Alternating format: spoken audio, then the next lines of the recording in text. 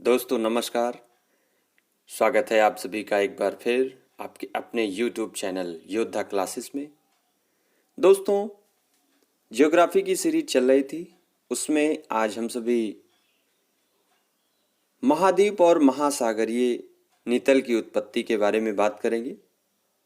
Means origin of continent and ocean, इनकी उत्पत्ति कैसे हुई, विभिन्न मत और संकल्पनाएं कौन कौन सी हैं, इसके बारे में हम सभी देखेंगे। दोस्तों, मुझे आशा ही नहीं पूर्ण विश्वास है कि आपको वीडियोस पसंद आ रहे होंगे, आपके अपेक्षानुरूप होंगे, आपकी तैयारियों को ये गति दे रहे होंगे।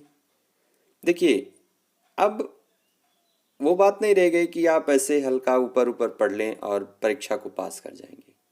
अब आयोग भी ज़्यादा गहराई से प्रश्नों को देता है, चाहे वो वनडे एग्जाम्स हो, प्री हो या मेंस एग्जाम हो। तो जो भी विषय आप पढ़ रहे हैं ना, आपको पूरा उसका पोस्टमार्टम कर देना होता है, उसको पूरा निचोड़ देना होता है। तो इसलिए आप सभी बिल्कुल, आपको ये ना लगे कि नहीं अरे पता नहीं क्या क्या बता रहे हैं। आप सारी चीज़ों को ध्यान से सुनिए, समझिए, अपनी खुद की शॉर्ट नोट्स भी बनाइए, जिससे आप बेहतरीन से बेहतरीन तैयारी कर सकते हैं। तो दोस्तों, आज हम बात करने वाले हैं कि महाद्वीपीय और महासागरों की जो उत्पत्ति है वो कैसे हुई। एक बार पुनः, अगर अभी तक आपने हमारे इस चैनल को सब्सक्राइब नहीं किया है तो प्लीज़ इसको सब्सक्राइब करें।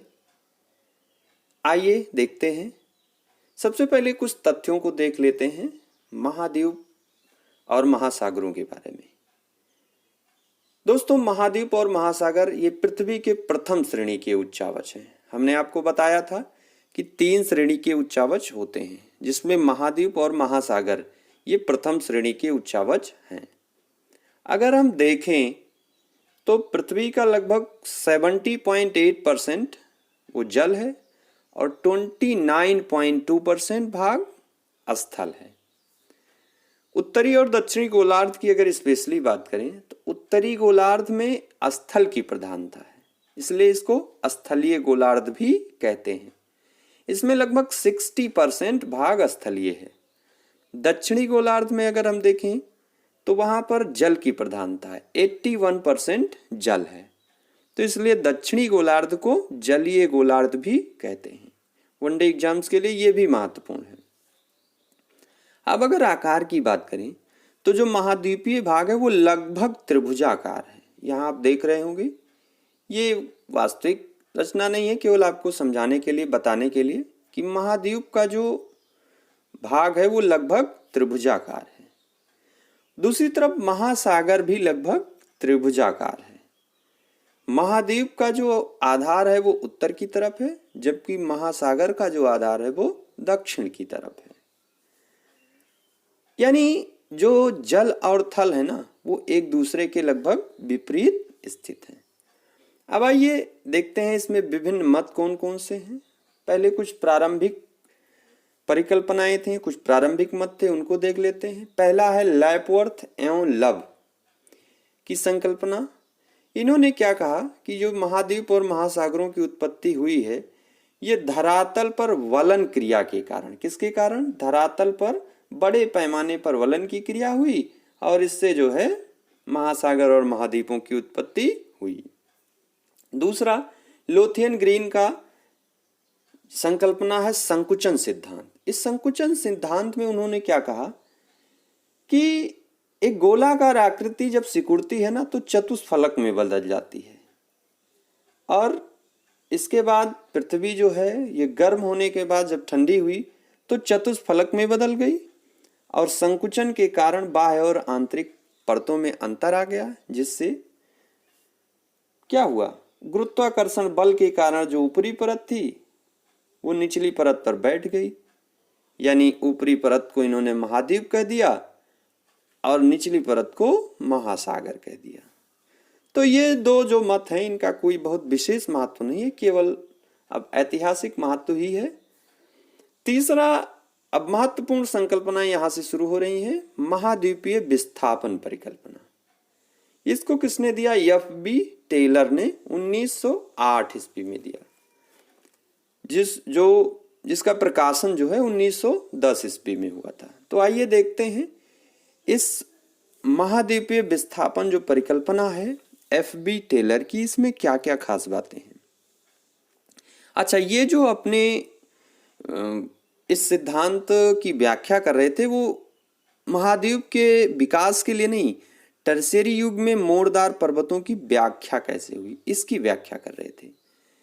तो उसी में इन्होंने बताया कि क्रिटेशियस युग में मुख्यतः दो स्थल थे, लारेशिया जो उत्तरी ध्रुव के पास था, आप यहां पर देखिए, और गोंडवाना लैंड जो दक्षिण ध्रुव के पास था। ठीक है, अब फिर इन्होंने क्या कहा कि ये जो महाभूखंड थे इनका प्रवाह विषुवत रेखा और पश्चिम की तरफ बताया। किधर? विषुवत रेखा और पश्चिम की तरफ। अच्छा, उन्होंने इस जो प्रवाह का कारण बताया उसको ज्वारीय बल, टाइडल फोर्स। अब इनके अनुसार जब उत्तरी ध्रुव से खिंचाव हुआ तो उसके विभंजन के फलस्वरूप बैफिन की खाड़ी, डेविस जलमड्रू, लैब्राडोर सागर, आर्कटिक सागर की रचना हुई। इसी तरह जब गोंडवाना लैंड के विषुवत रेखा की ओर प्रवाह हुआ इसका, तो ग्रेट ऑस्ट्रेलिया, रास सागर, इन सब का निर्माण हुआ। टेलर जो एफ.बी. टेलर थे उन्होंने ये भी कहा कि जहां भी प्रवाह के समय अवरोध था उसके अग्रभाग में पर्वतों और द्वीपीय चापों का निर्माण हुआ। यानी हिमालय, काकेशस तथा आल्पस पर्वत श्रेणियों का जो निर्माण हुआ है वो इनके अनुसार इसी क्रम में हुआ है। ठीक है, तो क्रिटेशियस युग से इन्होंने व्याख्या करनी शुरू की। एफ.बी. टेलर महाद्वीपीय विस्थापन संकल्पना किसने दी? एफ.बी. टेलर ने। इसको याद रखिएगा। अच्छा, कौन कौन से दो स्थल खंड थे? लारेशिया और गोंडवाना लैंड। आइए अब अगली संकल्पना पे चलते हैं, महाद्वीपीय प्रवाह सिद्धांत। ये और महत्वपूर्ण सिद्धांत है। कॉन्टिनेंटल ड्रिफ्ट थ्योरी, ये किसने दिया? अल्फ्रेड वेगनर ने 1912 में इस सिद्धांत को दिया। अब इनके अनुसार कार्बोनिफेरस युग में पृथ्वी के सभी स्थलखंड आपस में जुड़े हुए थे और इस स्थल पिंड को क्या नाम दिया गया? पैंजिया। पहले भी हम बात कर चुके हैं कि ऐसी अवधारणा थी कि समस्त स्थलखंड एक साथ जुड़े हुए थे जिनको एक महाद्वीप का नाम दिया गया था पैंजिया, और उसके चारों ओर एक महासागर का विस्तार था। उस महासागर का नाम क्या रखा? पैंथालासा। अब कार्बोनिफेरस युग से प्रारंभ होकर ट्रायसिक युग तक ये पैंजिया का विभाजन हुआ। तो इस विभाजन के फलस्वरूप दो भागों में जब विभाजन हुआ तो एक भाग उत्तर की ओर, दूसरा भाग दक्षिण की ओर प्रवाहित हुआ। उत्तर की ओर जो भाग प्रवाहित हुआ उसको अंगारा लैंड नाम दिया गया। क्या? अंगारा लैंड, याद रखिएगा। दक्षिण की तरफ जो भाग प्रभावित हुआ उसका नाम था गोंडवाना लैंड। इन दोनों स्थलीय भागों के बीच एक उथला व संकीर्ण महासागर, यहाँ आप समझ सकते हैं, यहां पर महासागर का निर्माण हुआ जिसको टेथिस सागर नाम दिया गया। ध्यान दीजिएगा, टेथिस सागर। आप सभी जानते होंगे, पढ़ा होगा कि टेथिस सागर जहां था वहीं पर हिमालय का निर्माण हुआ है। अब जुरैसिक युग में आगे हम चलते हैं तो गोंडवाना लैंड में विभंजन हुआ, फिर से इसका विभाजन हुआ जिससे दक्षिण अमेरिका, अफ्रीका, प्रायद्वीपीय भारत, मेडागास्कर और ऑस्ट्रेलिया का निर्माण हुआ। ध्यान दीजिएगा इसको। और जब यही प्रायद्वीपीय भारत का प्रवाह उत्तर की तरफ होता है ना, तो हिंद महासागर का निर्माण हुआ, यानी हिंद महासागर खुला। दूसरी ओर जो दक्षिण का भाग था अंगारा लैंड, वो टूटकर उत्तरी अमेरिका, यूरोप और एशिया का निर्माण करता है। अब दो अमेरिका हो गए, उत्तरी अमेरिका और दक्षिणी अमेरिका। ये दोनों अमेरिका जब प्रवाहित होते हैं पश्चिम की ओर तो इससे अटलांटिक महासागर का निर्माण होता है। इसी विस्थापन के कारण उत्तर और दक्षिण अमेरिका के पश्चिमी भाग में रॉकीज और एंडीज पर्वतों का निर्माण हुआ। इसी तरह अफ्रीका और प्रायद्वीपीय भारत का जब उत्तर की ओर विस्थापन हुआ तो हिमालय व अन्य अल्पाइन पर्वतों का निर्माण हुआ। इसको ध्यान दीजिएगा। तो स्थलखंड पैंजिया और जो महासागरीय भाग था पैंथालासा, इसका अवशिष्ट भाग आज भी क्रमशः अंटार्कटिका तथा प्रशांत महासागर के रूप में मौजूद हैं। वेगनर के अनुसार जो पैंजिया के टूटने का कारण था वो गुरुत्व बल, प्लवनशीलता और ज्वारीय बल। केवल ज्वारीय बल नहीं इन्होंने बताया, इन्होंने कहा नहीं, गुरुत्व बल भी इसके लिए रिस्पॉन्सिबल है, प्लवनशीलता यानी फोर्स ऑफ बायंसी भी रिस्पॉन्सिबल है, और ज्वारीय बल यानी टाइडल फोर्स भी रिस्पॉन्सिबल है। इसके कारण पैंजिया टूटता है और उसका प्रवाह होता है। तो ये महाद्वीपीय प्रवाह सिद्धांत किसने दिया? अल्फ्रेड वेगनर ने 1912 में। इनके अनुसार महाद्वीपीय और महासागरों का जो निर्माण प्रारंभ हुआ वो कार्बोनिफेरस युग से प्रारंभ होता है, जिसमें सबसे पहले पैंजिया का विभंजन होता है दो भागों में टूटकर। किसमें? अंगारा लैंड और गोंडवाना लैंड। उत्तर की ओर अंगारा लैंड, दक्षिण की ओर गोंडवाना लैंड। तो आपने देखा, मुझे आशा है कि ये सिद्धांत आपको समझ में आया होगा।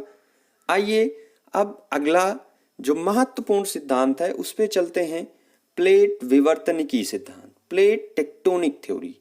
ये वर्तमान में सबसे महत्वपूर्ण और सर्वमान्य सिद्धांत है। इसका प्रतिपादन किसने किया? हैरी हेस ने 1962 में, और इसका जो व्याख्या दी वो थे WJ मॉर्गन। इसके अन्य विचारक इस सिद्धांत के मैकेंजी, पार्कर तथा होम्स थे। होम्स का नाम आपने सुना होगा। तो ये इससे संबंधित भूगोलविद थे। आइए अब इनकी प्रमुख बातों को देखते हैं और समझते हैं। ये अत्यंत महत्वपूर्ण सिद्धांत है, इसको ध्यान से आप समझिएगा। सबसे पहले देखते हैं कि प्लेट क्या है। प्लेट टेक्टोनिक थ्योरी, तो प्लेट क्या है? जो स्थलीय दृढ़ भूखंड था उसको क्या संज्ञा दी गई? प्लेट। पृथ्वी का जो निर्माण हुआ है वो विभिन्न प्लेटों से हुआ है, इन्हीं विभिन्न प्लेटों से हुआ है। अब प्लेटों के स्वभाव तथा प्रवाह से जो संबंधित अध्ययन हम करते हैं उसी को प्लेट विवर्तनिकी यानी प्लेट टेक्टोनिक कहते हैं। इसको ध्यान दीजिएगा। अब प्लेटें जो हैं वो महाद्वीपीय और महासागरीय स्थल मंडलों से मिलकर बनी हैं। जो दुर्बलता मंडल का मतलब एस्थेनोस्फीयर पर एक दृढ़ इकाई के रूप में क्षैतिज अवस्था में गतिशील हैं। क्षैतिज अवस्था में आप यहाँ पर देख सकते हैं। ये प्लेटें अपने ऊपर स्थित महाद्वीप तथा महासागरीय भागों को अपने प्रवाह के साथ ही स्थानांतरित करती हैं। किसको? महाद्वीप और महासागरीय भागों को अपने प्रवाह के साथ ही क्या कर देती हैं? स्थानांतरित कर देती हैं। अभी तक 7 बड़ी प्लेट और 20 छोटी छोटी प्लेटों की पहचान की जा चुकी है। दूसरी तरफ नासा ने इन प्लेटों की संख्या 100 तक बताई गई है। आइए कुछ बड़ी प्लेटों को देखते हैं, उनका नाम आपने सुना होगा ज्यादातर लोगों ने। कुछ और तथ्य क्या है कि महासागरीय जो प्लेट है इनका भार अधिक होता है तथा मोटाई कम होती है। ये समुद्र नितल से युक्त बेसाल्ट द्वारा निर्मित है, जैसे प्रशांत महासागरीय प्लेट। दूसरी तरफ महाद्वीपीय प्लेट की बात करें तो ये अपेक्षाकृत हल्की और ग्रेनाइट की बनी होती हैं। ये मोटी एवं समुद्र तल से ऊंची होती हैं, जैसे यूरेशियन प्लेट, अंटार्कटिका प्लेट। आइए कुछ अन्य प्लेटें, उत्तरी अमेरिका प्लेट, दक्षिणी America plate, Indo Australian plate, ये अपने भारत ऑस्ट्रेलिया की संयुक्त प्लेट, अफ्रीकी plate, Arabian plate, Caribbean plate, Tibet plate, ये कोकोस प्लेट, ये महत्वपूर्ण प्लेटें हैं। इन्हीं प्लेटों से पृथ्वी का निर्माण हुआ है। अब प्लेटों के सीमांत भाग को प्लेट का किनारा कहते हैं। यही किनारे ही सर्वाधिक महत्वपूर्ण भाग होते हैं इन प्लेटों के। इन्हीं के सहारे भूकंपीय, ज्वालामुखीय तथा विवर्तनिक घटनाएं घटित होती हैं। आइए अब किनारों को समझने का प्रयास करते हैं। तो ध्यान दीजिए, अब किसी प्लेट के 3 किनारे होते हैं। पहला विनाशात्मक प्लेट किनारा जिसको अभिसारी प्लेट भी कहते हैं, डिस्ट्रक्टिव प्लेट मार्जिन। दूसरा है रचनात्मक प्लेट किनारा जिसको अपसारी प्लेटें भी कहते हैं, कंस्ट्रक्टिव प्लेट मार्जिन। और तीसरा है संरक्षी प्लेट किनारा जिसको कंजर्वेटिव प्लेट मार्जिन कहते हैं। अब ये इनको देखते हैं, जब दो प्लेटें आपस में आमने सामने संचलित होकर टकराती हैं तो अधिक घनत्व वाली, जाहिर सी बात है, उसकी प्लेट कम घनत्व वाली प्लेट के नीचे धंस जाती है तथा अधोगमित क्षेत्र बनता है। इसीलिए इन प्लेटों को क्या नाम दिया गया? अभिसारी प्लेट। अब ये दो प्लेटें जो टकरा रही हैं, महाद्वीपीय महाद्वीपीय हो सकती हैं, महाद्वीप और महासागरीय प्लेट हो सकती हैं, या महासागरीय और महासागरीय प्लेट हो सकती है। दूसरी तरफ अगर रचनात्मक प्लेट किनारा यानी कंस्ट्रक्टिव प्लेट मार्जिन की बात करें तो जब दो प्लेटें एक दूसरे के विपरीत दिशा में गतिशील होती हैं, विपरीत दिशा में, ध्यान दीजिएगा, तब दोनों के मध्य भूपर्पटी में दरार बन जाती है। इसी को अपसारी हिस्सा या अपसारी प्लेट मार्जिन कहते हैं। अब इससे क्या होता है? इससे स्टेनोस्फीयर का जो मैग्मा है वो भूपृष्ठ पर आकर नई भूपर्पटी का निर्माण करता है, इसीलिए इसको कंस्ट्रक्टिव प्लेट मार्जिन कहते हैं। तीसरा संरक्षी प्लेट किनारा, जब दो प्लेटें एक दूसरे के बगल से खिसकती हैं तो इसे रूपांतर भ्रंश का निर्माण होता है। भ्रंशों के बारे में आगे हम पढ़ने वाले हैं। अब प्लेटों की गति के जो कारण बताए गए वो दो कारण हैं। पहला, पृथ्वी का घूर्णन। पृथ्वी के घूर्णन के फलस्वरूप क्या बनता है? भूमध्य रेखीय भागों पर सेंट्रीफ्यूगल फोर्स यानी केंद्रापसारी बल अधिक हो जाता है, जबकि ध्रुवों पर यह धीरे धीरे कम हो जाता है। फलस्वरूप ध्रुवीय भाग में स्थित प्लेट भूमध्य रेखा की तरफ प्रवाहित होने लगती हैं। आप अब समझ सकते हैं कि प्लेटों या जो भूखंड का प्रवाह हो रहा था विषुवत रेखा की तरफ, भूमध्य रेखा की तरफ, वो क्यों हो रहा था। हॉट स्पॉट क्षेत्र। हॉट स्पॉट क्षेत्र किसको कहते हैं? ये वो एनवायरमेंट वाला हॉट स्पॉट नहीं है। मेंटल में कहीं कहीं रेडियोधर्मी तत्वों की अधिकता के कारण भूतापीय ऊर्जा उत्पन्न होती है जो संवहनीय तरंगों द्वारा ऊपर उठती है। अच्छा, जहां ये रेडियोधर्मी तत्वों की अधिकता होती है पृथ्वी के अंदर, उसी क्षेत्र को हॉट स्पॉट क्षेत्र कहते हैं। ये तरंगे जब ऊपर को उठेंगी तो प्लेट संचलन के लिए उत्तरदायी होंगी, प्लेटों को इधर उधर खिसकाने का काम करती हैं। तो दोस्तों, ये थी प्लेट टेक्टोनिक थ्योरी। मुझे आशा है कि आपको जरूर समझ में आया होगा। इस वीडियो को आप एक बार दो बार देखेंगे तो जो भी एक बार में नहीं समझ में आएगा वो अगली बार में जरूर समझ में आएगा। बहुत ही महत्वपूर्ण विषय है। भूगोल को समझने के लिए ये टॉपिक, ये वीडियो आपके लिए बहुत ही महत्वपूर्ण है। आप सभी इस वीडियो को बार बार देखें, अपनी स्वयं की नोट्स जरूर बनाएं। इससे क्या होता है कि आपकी अपनी समझ बनती है। तो दोस्तों, आज के लिए इतना ही। अब अगले भूगोल की सीरीज में हम लोग बात करेंगे भूपटल पर परिवर्तन लाने वाले बलों के बारे में, जो भूगोल की अगली सीरीज होगी। ये इस पहली सीरीज का छठा वीडियो है। अब इसके बाद भूगोल की दूसरी सीरीज प्रारंभ होगी। तो दोस्तों, आप सभी स्वस्थ रहें, मस्त रहें, अपने घरों में सुरक्षित रहें। जय हिंद, जय भारत, बाय बाय।